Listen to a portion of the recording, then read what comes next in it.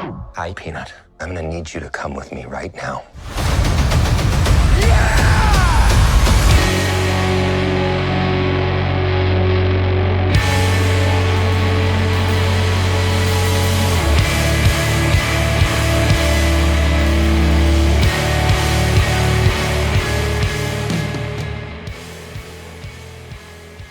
Welcome once again, my fellow manipulators of Digital Fate. I'm Richie, this is Capricorn. Today's deck is one that I really didn't want to do. I really didn't. I kind of hate it. I kind of feel guilty. I apologize in advance. This one is called Salt and Vinegar. And the idea here is we're taking the most oppressive card from Standard, being Sheoldred, and we are putting it in the same deck with the most oppressive new card from Outlaws of Thunder Junction, which is Slickshot Show-Off, and we're building a deck around the two of them being in the same deck. And it's kind of bananas. We can get wins super quick with the Slickshot. We're mainly tilted towards that. But then if we get close and we can't finish it out, we can just drop a Sheoldred and close out the game, and it's disgusting. So before we break down the deck, make sure you like if you haven't already. It's because of you guys that have been liking my videos all along that the channel's growing so quickly. And without your help there, I don't know where we would be. So thank you so much. Please do the thing, click the like button. If you're new, subscribe, because I have deck techs coming every single day and a ton of spoiler content coming for the next sets that are coming down the line as well. So make sure you hit that subscribe button so you don't miss any of that. Also, I want to give a huge shout out to my patrons over at patreon.com/quarantinedcapricorn. That is Yuck Fuzi, Hector, and Kaylin at the Brew Crew Elite tier, Bobby Moore as our pity patron, and then Terrence Rohrbach, our CPU savior forever. Without you guys, I don't know where we'd be, so thank you so much. Catch me live Monday through Friday over on Twitch. That's twitch.tv/quarantinecapricorn, because if I'm alive and I'm breathing, I'm there and I'm streaming. Let's check out this deck before I regret it and change my mind. Alright, so I feel super gross and dirty even making this deck, but somebody had to do it, so I'm going to do it now, and we're going to get it out of the way, because obviously it's a thing that needs to be done. Let's just talk about it. So, Slickshot Show-Off. This card is everywhere. It's dominating specifically best of one right now on Arena, right? 1/2 flying haste for 1 red and 1. Whenever you cast a non-creature spell, Slickshot Show-Off gets +2/+0 until end of turn, and it plots for 2 mana. This card is disgusting. You can plot it so that the turn that you play it, you have all of your mana available to play spells, and it's kind of like double prowess. Granted, it doesn't get the toughness boost, but you get double the power boost from every time you cast a non-creature spell. This thing is oppressive as all hell. It wins games quick. It helps mono red win games quicker, even when it's not a super speedy win, quicker and more efficiently than they ever have in the past. And it allows for potentially just a turn 3 combo win as well, without even needing to worry about really changing the deck very much at all. It interacts with most of the cards that mono red wants to run anyway. But this card is one of the top 2 most oppressive cards in Standard right now, and I thought to myself, what if we had the 2 most oppressive cards in the entire format in the same deck? So, we're also running Sheoldred the Apocalypse. Granted, it's a legendary creature and it's a 4-drop, which is a little bit expensive for when, you know, a Slickshot deck wants to try to win the game, but there's many good reasons to play this in the same deck. And having just 2 of the most insanely difficult, problematic cards in the format in the same deck is just hilarious to me. So the idea here is, even if we get them a little low, and they're almost dead with the Slickshot Show-Off, but then they get to stabilize, if we can then just like hit our 4th land and drop a Sheoldred, and Sheoldred can just kind of finish the job, then we win, right? And a lot of times they're prioritizing using their removal on the Slickshot and then taking out some of our other creatures that we'll get to in a minute, just to keep their life total as high as possible, anticipating a normal Slickshot sort of deck. So when they use up all of their removal on our smaller critters, and then we drop a Sheoldred and they don't have removal for it anymore, it can be absolutely devastating, and it might take a couple extra turns to get to that win, but we get them close with the Slickshot and the other cards that Mono Red is known for right now, and then we close it out with Sheoldred if we get close. Awesome, awesome combo. Very disgusting, very scary, and I kind of lose a little bit of respect for myself just putting this together, but someone had to do it. It had to be done, so we're trying it. Now, also, in addition to Sheoldred, we're running Insatiable Avarice, just 2 copies. We do have to run a ton of dual lands in order to make this work, so that we have enough black mana, but being able to 3 black mana, target player draws 3 cards, and loses 3 life is insane. If we get them down to 3 life or less, we can just close out the game by targeting them. Even if we don't get them low, if we happen to land a Sheoldred and it stays on the battlefield, we can target them with the draw 3 cards, lose 3 life, and they'll lose a total of 9 because they'll lose 6 from drawing 3 cards off of Sheoldred triggers and then the other 3. So it gives us alternate win conditions while also giving us a spell that we can cast that can trigger our prowess and our Slickshot Show-Off and all of that, and redraw us 3 more cards to help us finish out the game. So there's multiple uses for Avarice. It is a bit expensive. It is sort of a plan B, so we are only running 2 copies, but I think alongside Sheoldred, it is a really good idea as a plan B for if we get them close to dead, and the deck allows for it because of all the dual lands. So in addition, there's a couple other black cards that are worth playing with the Show-Off. First of all, Hopeless Nightmare. Not only does this come down and make them lose 2 life, which is pretty much what we want to do with all of our spells anyway, but it is a non-creature, so it will trigger all of our prowess stuff, it'll trigger the Slickshot Show-Off, and it'll make them discard a card, which sometimes if we're up against control or something like that, they could just be 1 card away from stabilizing, and this could make the difference. So having to force them to have a difficult decision on what to discard could make all the difference in the world here, and we're not slowing down our damage potential by doing it. We're still making them lose 2 life and buffing up all of our prowess stuff when we play it, and we got a little bit of extra value where if we're out of gas, we can sack this, do a little scrying, and try to dig into that 1 card that's going to finally eke out the win for us. And then the last card here is Okiba Reckoner Raid.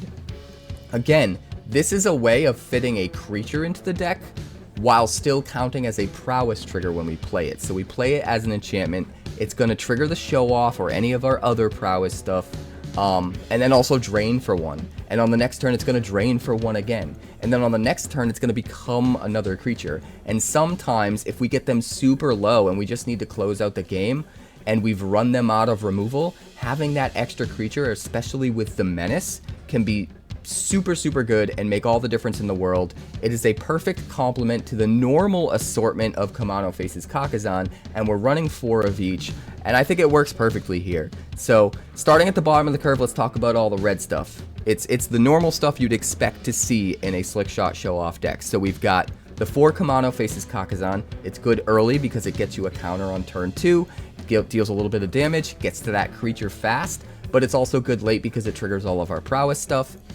We've got 4 Monastery Swiftspear because we do want some other creatures that can get those prowess triggers to help us bring it home, and Swiftspear is perfect. We're running 4 Ancestral Angers because being able to draw a card while triggering our prowess is really important, and we get a little bit of extra bonus damage here and trample as well, so it's perfect. We absolutely need this. If there were more cards in the color combination that were 1 mana and could draw us a card and trigger prowess, we'd probably be playing them, but we're absolutely running the full complement of Ancestral Anger here.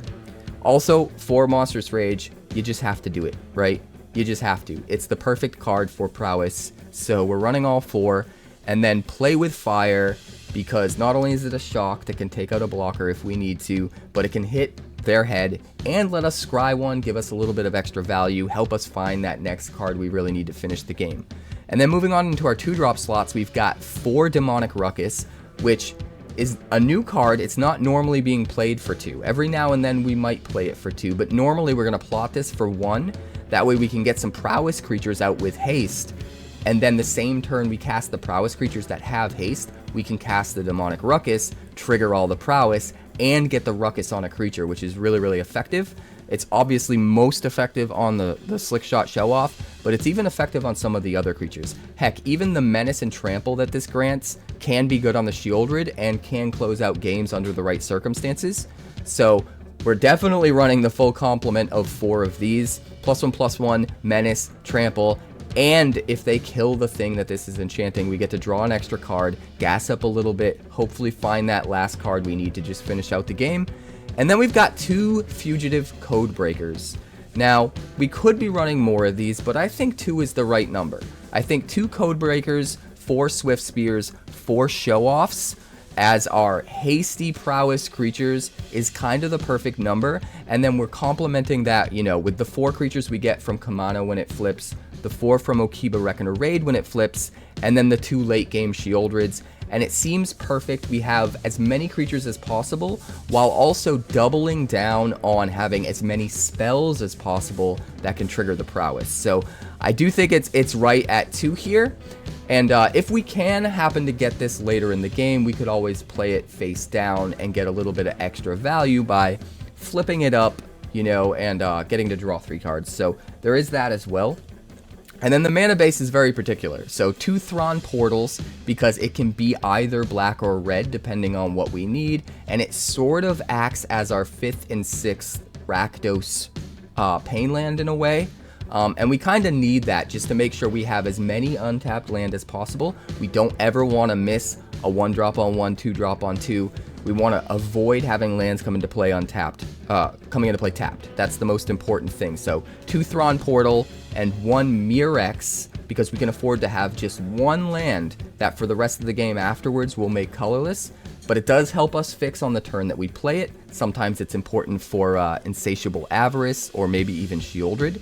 And then later on in the game when we are out of gas, it does give us another creature. It's a creature that we can pile stuff on like Monstrous Rage or Ancestral Anger or Demonic Ruckus to help us win the game. So sometimes against control, the Mirrex can be important in that aspect. So we are going to run just 1, but we can't run more than 1 because we can't have more than 1 land in the deck that on later turns is going to give us colorless mana, because there are so many 1-drops that require specific colored mana that a colorless land sometimes sits there unable to be used at all because everything requires colored mana. So keep that in mind. Just the 1 Mirrex, it is worth running the 1, but we don't want to push it.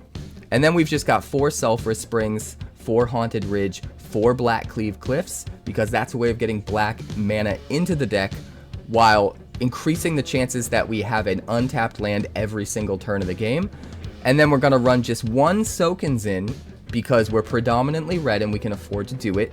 And then 2 Mountains. That brings us to 18 land. 18 should be all we need on average. It's a little bit light for getting to 4 with Sheoldred, but we do have some card draw with things like Ancestral Anger and maybe an Insatiable Avarice. And we do have some scrying with stuff like Hopeless Nightmares, so and the Play with Fire. So I think 18 works pretty well. There might be some games where you have to wait a turn or 2 before you get to your Sheoldred, but usually those are the games where they're stuck at very little life, and if you can just drag out the game a couple turns anyway, you're gonna win when you drop it. So I think it works out. I don't think it's worth cutting any cards for extra lands. I think 18 lands is the sweet spot for this because almost everything else can be played for cheap enough, and we can afford to play Sheoldred just a little bit later. So the deck is gross. It's called Salt and Vinegar for a reason, because I guarantee there's not a single person that will face this on the ranked ladder and not feel salty about it. So anyway, with that out of the way, let's move into the games because we gotta check them out. Okie dokie. The Haunted Ridge kind of sucks.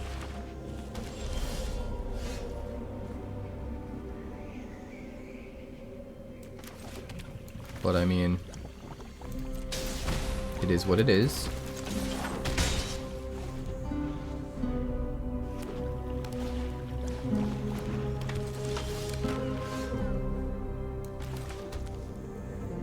Monstrous Rage, Monstrous Rage, Monstrous Rage. I think we want you.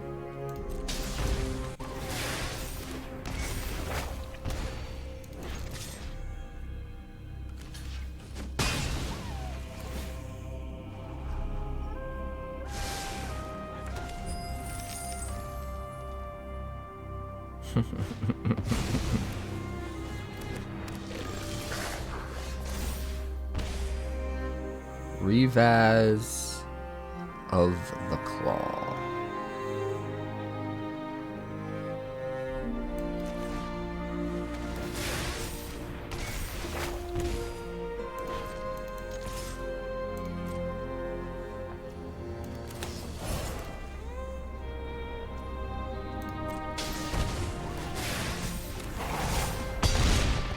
So gross, man. So gross. Standard is so wrong.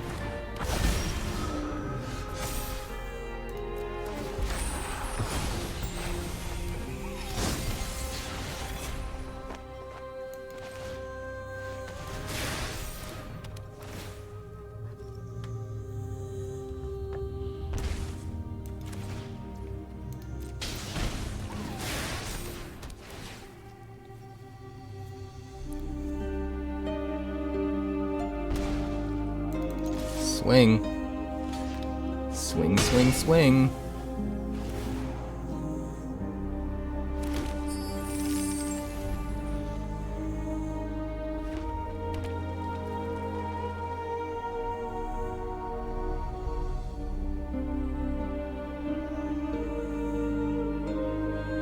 Hello, sir. 𝑇𝑒𝑒𝑟𝑟𝑎𝑐ℎ. And at sushi.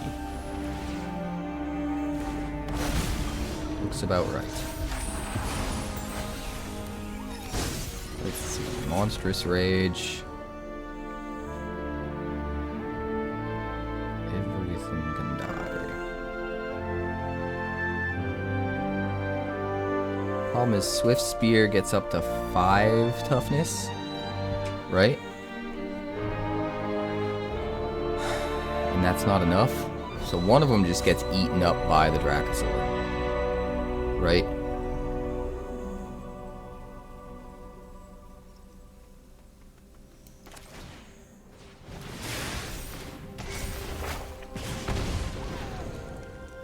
So I'm not actually gonna swing.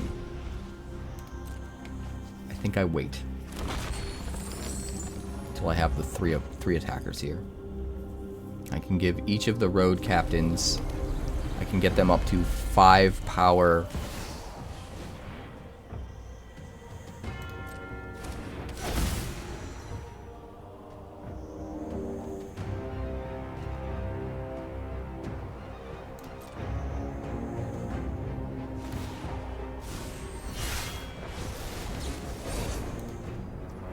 No.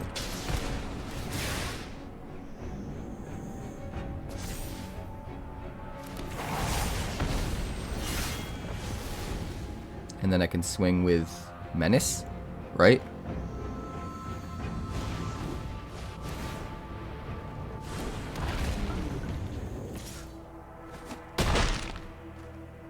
Sure. But I do get to swing with Menace.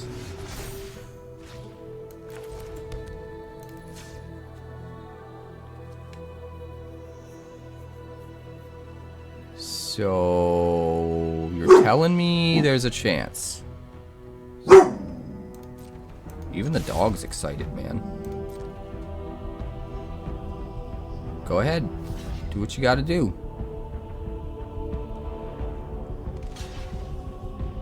You do what you gotta do, man.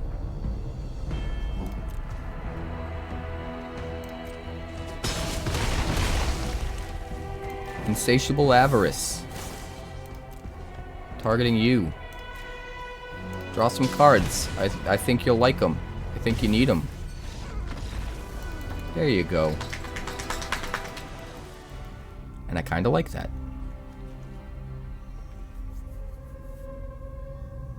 Weird hand is weird. I'm gonna try it though. We want to get the colored mana out of the Mirrex while we can. So if we don't draw another land, what we're gonna do is play second Swiftspear, play with fire next turn. But if we do draw another land, we'll play the Codebreaker instead. Alright. Codebreaker.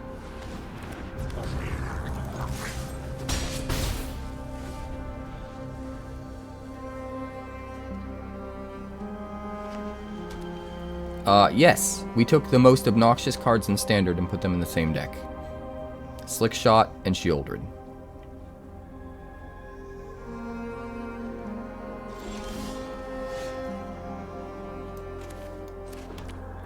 Which means we do have a Sheoldred next turn. Which is kind of gross.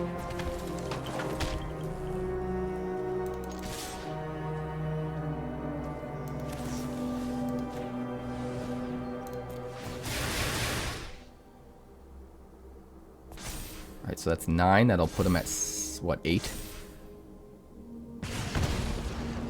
Okiba. We'll keep it.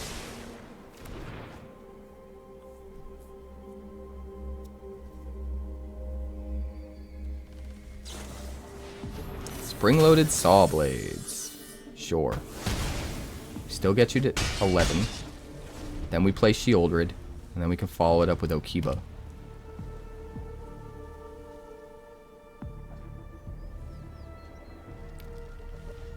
What you got, friendo?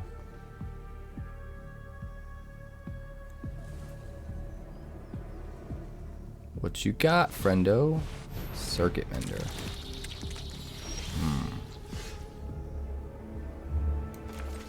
Well, can't swing yet then, can we? But we can do that. Welcome to hell. Welcome to Pee-wee hell.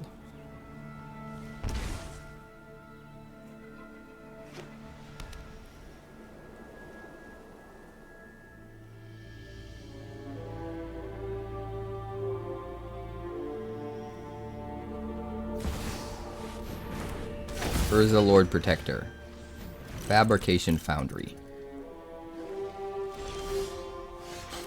Figures. So 2, 3. Nothing really can get killed. So let's just do it.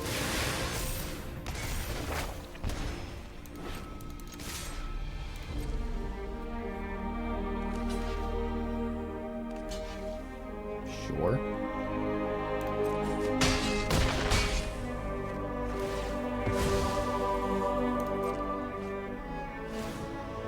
Lose 2 from drawing.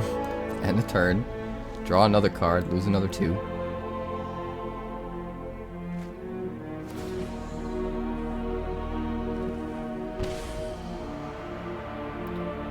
Not yet, Grixis. A few days ago I was seeing a lot of them. I haven't today.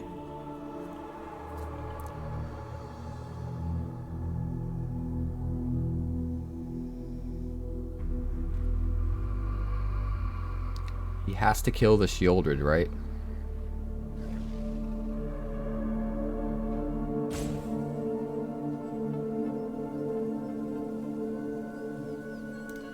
Hello.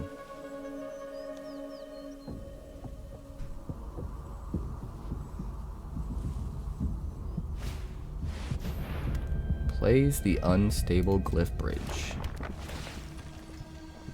Sure.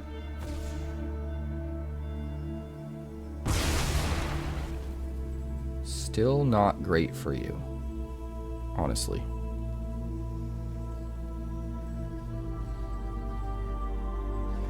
It's not awful though. Definitely needed to get rid of that Sheoldred, so that's something. Another Fabrication Foundry, sure. Pass to attackers. Alright, we're gonna make a Murex token. What do we top deck? Insatiable Avarice.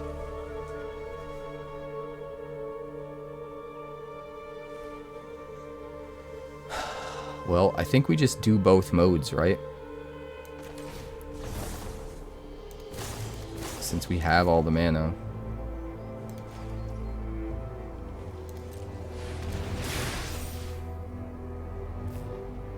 What do we find and put on top? Slickshot? Hopeless Nightmare?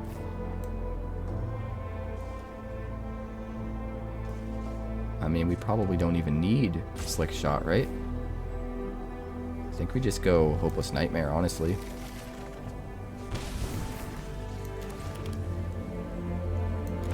Yeah. He takes 2, discards a card, we swing in and win. And we have a Slickshot Show-Off for next turn if he happens to have some kind of interaction, but I highly doubt it with 1 mana. Yeah, there we go. Slow hand is slow. But maybe? We're gonna try it. I think it's better than going to 6.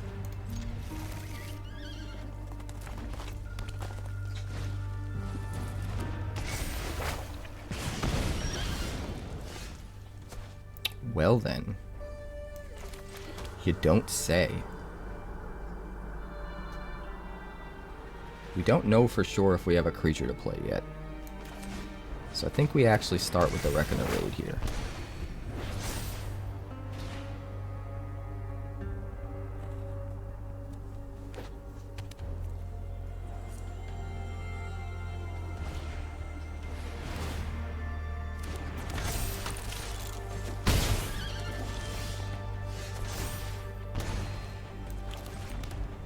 Black Codebreaker. Swing 2. We are racing, boys. We are racing. Now this is pod racing.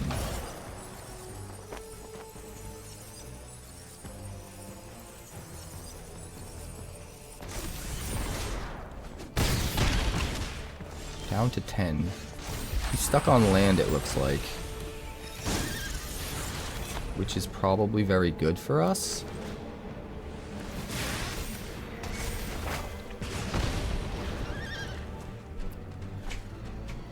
I don't think we bother to kill the Charming Scoundrel, right?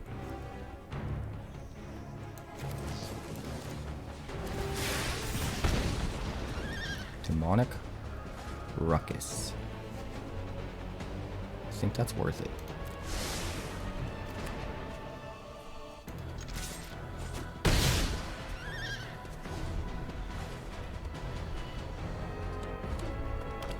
I think we've got lethal. If we can survive. 3, 5. We just need to do 4. Which means the Codebreaker alone getting double prowess should be able to kill him.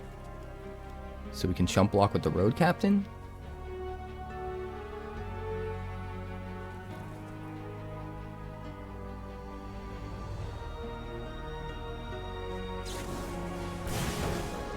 Or force him to do that.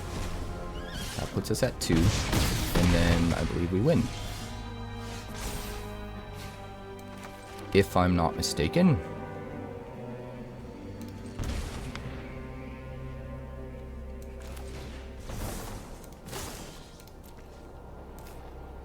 Hello.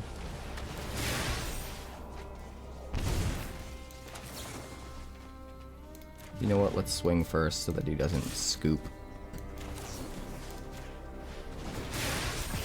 Boom.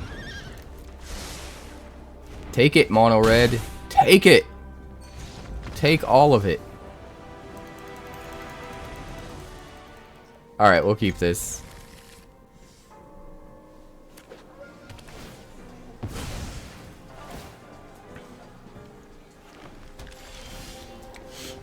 We have to lead with Haunted Ridge, unfortunately.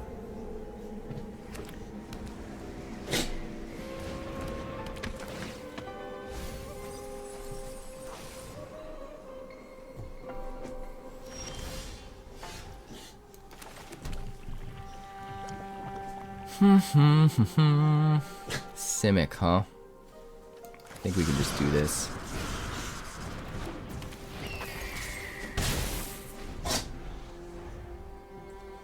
And then we gotta play both of our creatures, right? Which gives him time to deal with the Show-Off, maybe? But still, we kinda have to.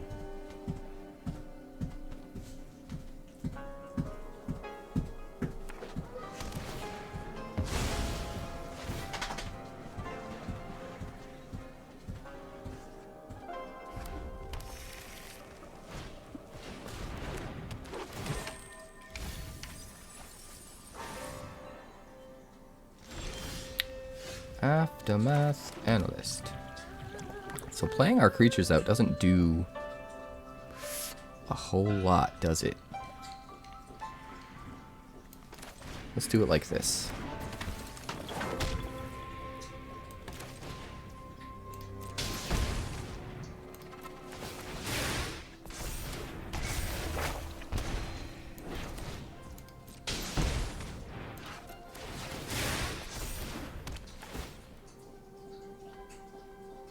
Discard, lose 2, swing in. Jump block with the Archaeologist. Take 5. Now next turn, if we draw a land, we can Sheoldred, and if we don't, we Codebreaker into Monstrous Rage.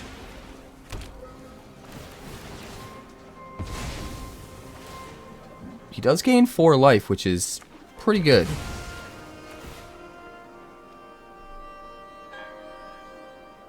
You know what's a really good counter to Slickshot Show-Off? Life gain decks. Because they have to just jam out all of their spells at once, right? And if it's just not enough to kill them because life gain almost doesn't matter.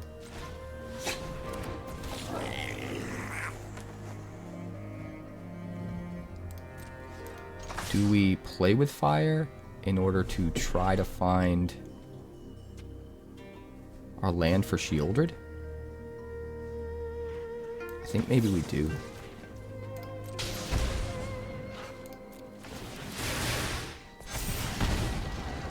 Nope.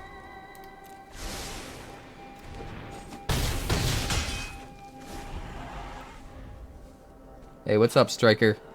Welcome to the stream.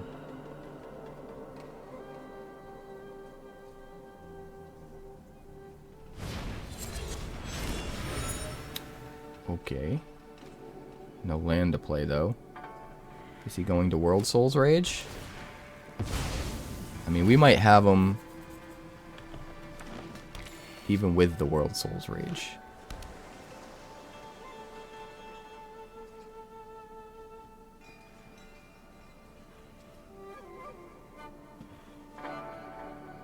Yeah, that sounds about right, Orange.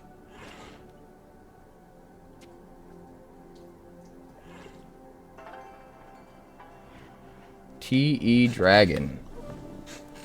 Tee-hee-hee.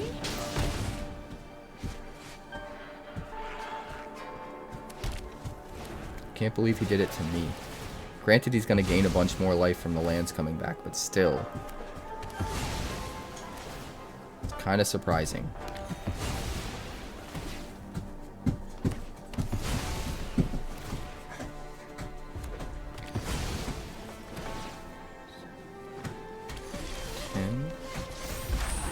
Yeah, I think we got him, guys. I don't know why he didn't kill one of our creatures. My dogs are super happy right now.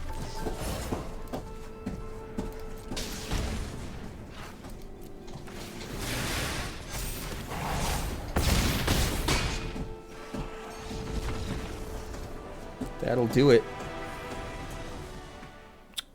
We'll keep this. This looks pretty good.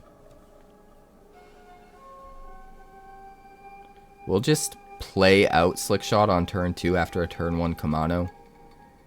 Try and do it the old-fashioned way instead of trying to dodge removal. We do have a second one, so we'll keep it. Alright, Cliffs, Kumano.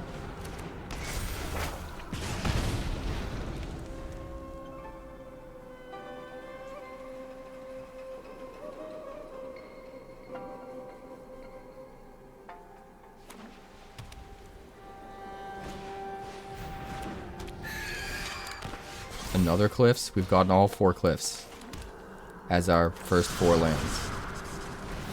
Wonderful. Wonderful, wonderful, wonderful.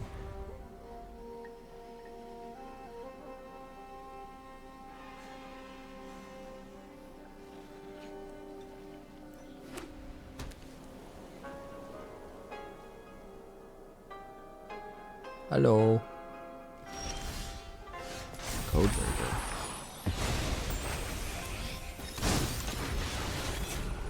I think we're going to play out the Codebreaker.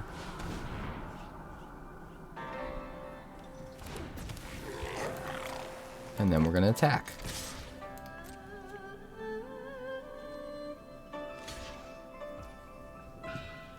Monstrous Rage.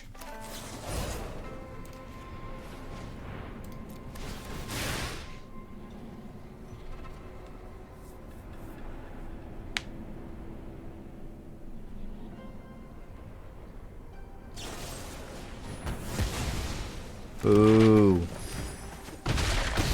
Boo. Boo.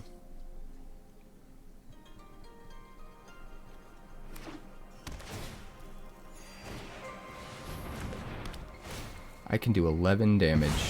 Now I can't.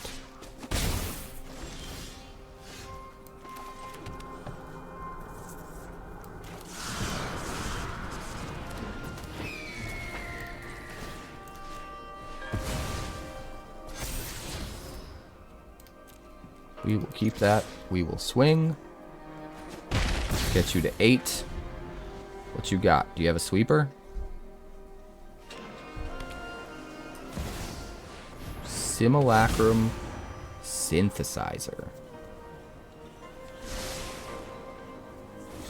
That's a little too slow, I think.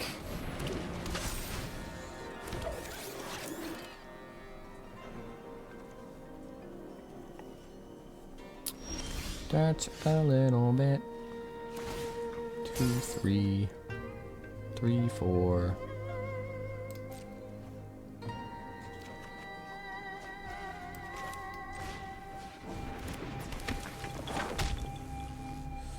Let me think.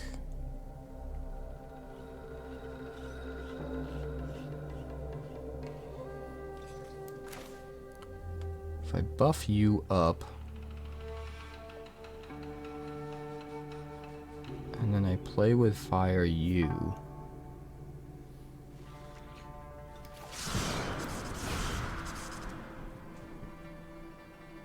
might be okay.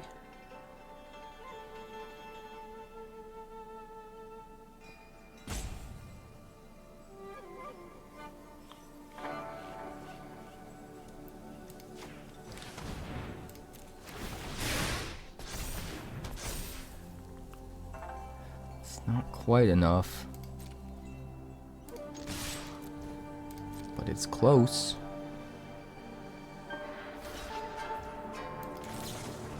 Probably just shouldn't have even attacked with the etching, right? I was just sort of hoping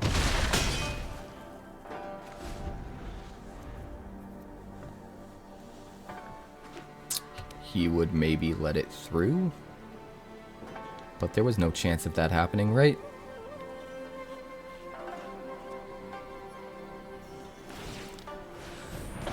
Restless Anchorage.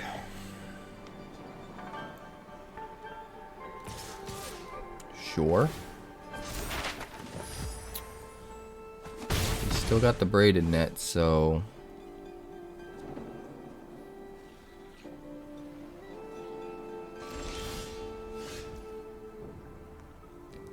we might have a problem here. 3, 4, 5, 6.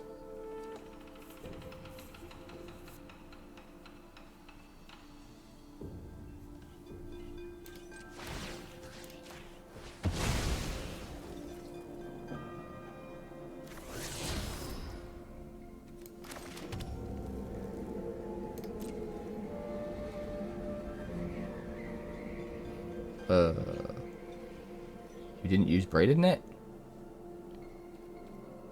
What the hell does he have?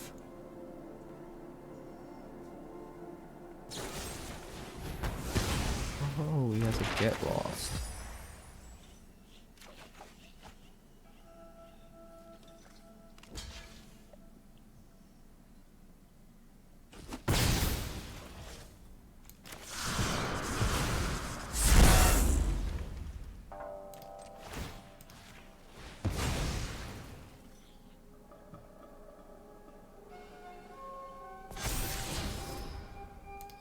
Yes.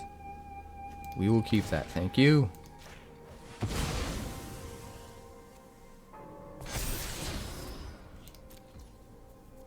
I think we got him. We could play Kumano right now. I think it's better to wait.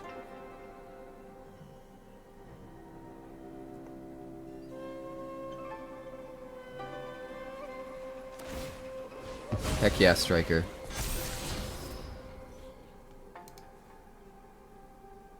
He can still tap something down with Braided Net, but he can't tap both Show-Offs, right?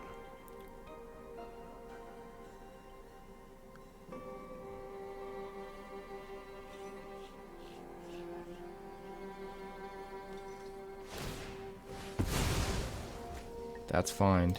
That's fine. We're gonna decline. We don't want to look. No! I had to look? That sucks, dude. That might have lost me the game.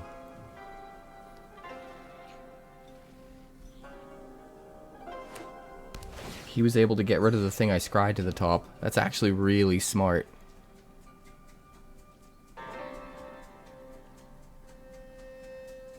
Bo, stop scratching. Bo, stop scratching. Bo. Stop it. Lay down. Ugh. Dog's got awful allergies and he just keeps scratching his ear.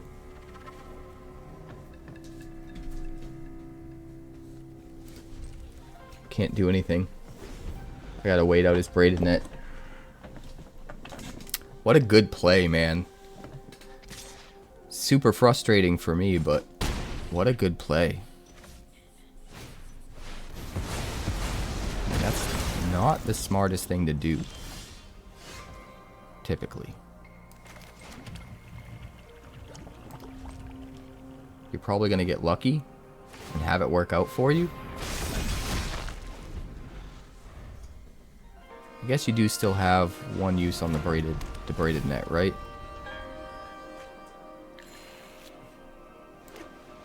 Man, this dude is so lucky. So lucky.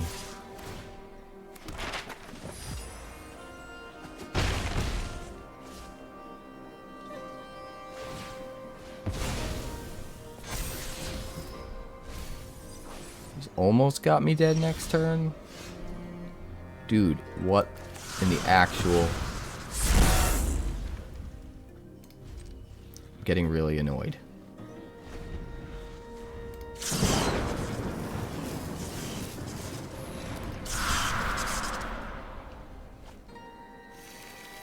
And now he's up to 7.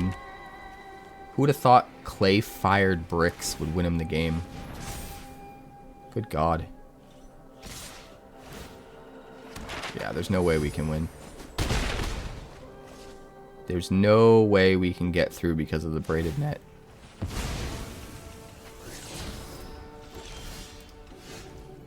So stupid. We had him dead to rights. No creatures at all. Sure.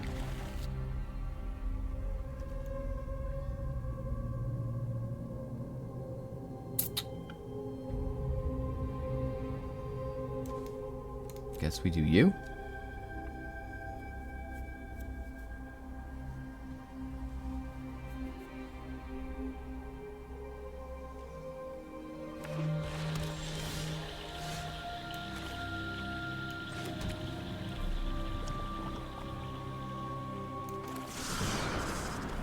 We're gonna plot a Demonic Ruckus. Why? Because we can.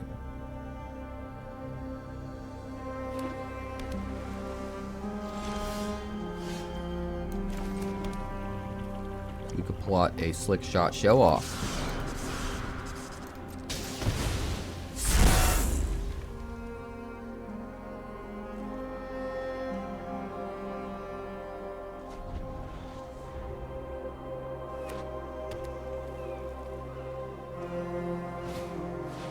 Distorted Curiosity.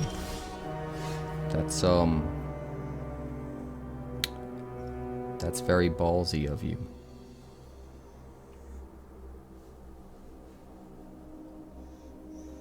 I think we need to draw cards, so we are going to lead with the Slickshot.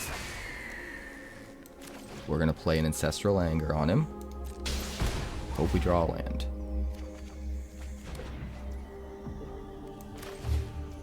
No land.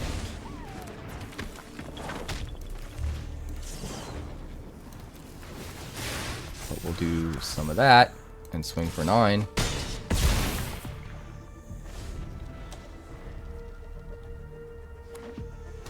Two lands.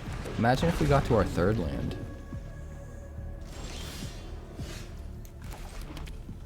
Could you imagine?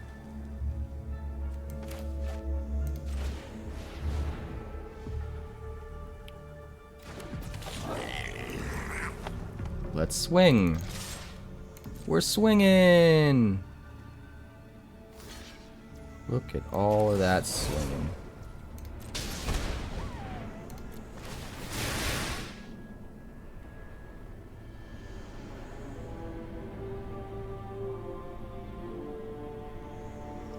Do you has bounce? Ivar stand.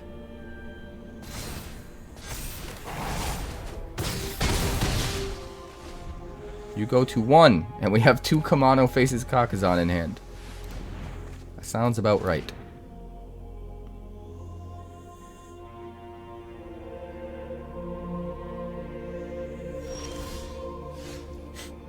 Could you imagine? Hello, sir. Do you has an answer? No. Okie dokie.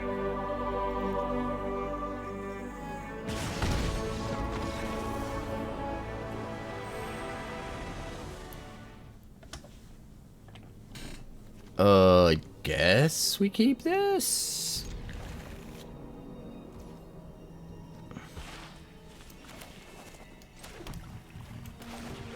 Do a little Swiftspearing. Thran Portal for red, I think.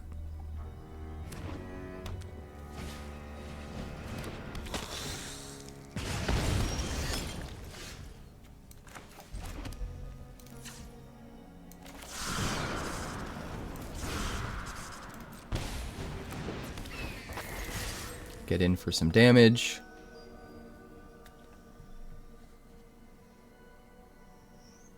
Mirex's turn 1 is kind of rough, not gonna lie.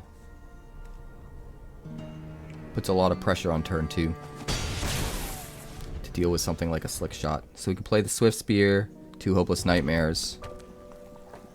Swing for 5, 6, 7, 8, 9, 10, 11.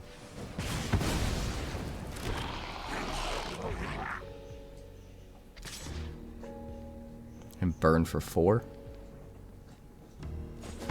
That's an awful lot.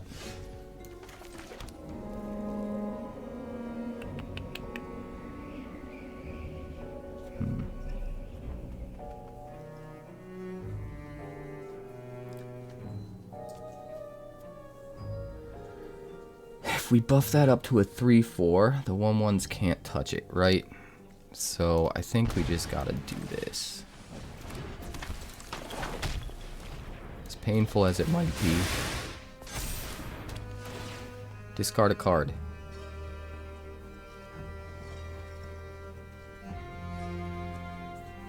Would have much rather liked to plot the Demonic Ruckus.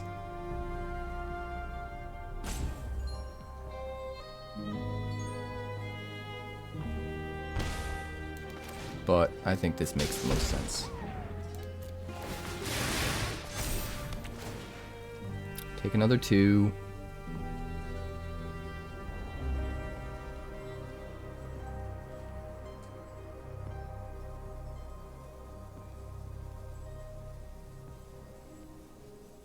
Hello?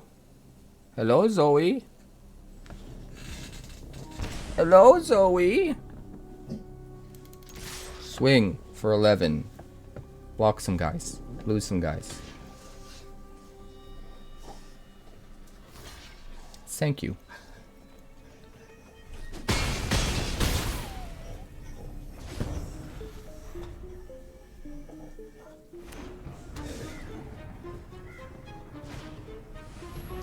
You would be Grixis.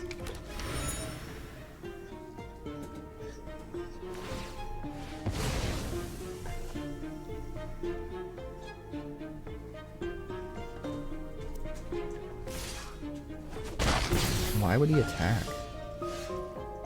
Like, what?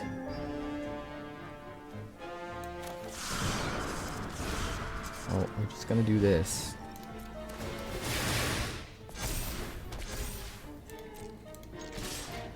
And he's gonna have to block the one Swiftspear, right? Or, okay. She's just giving up, I guess.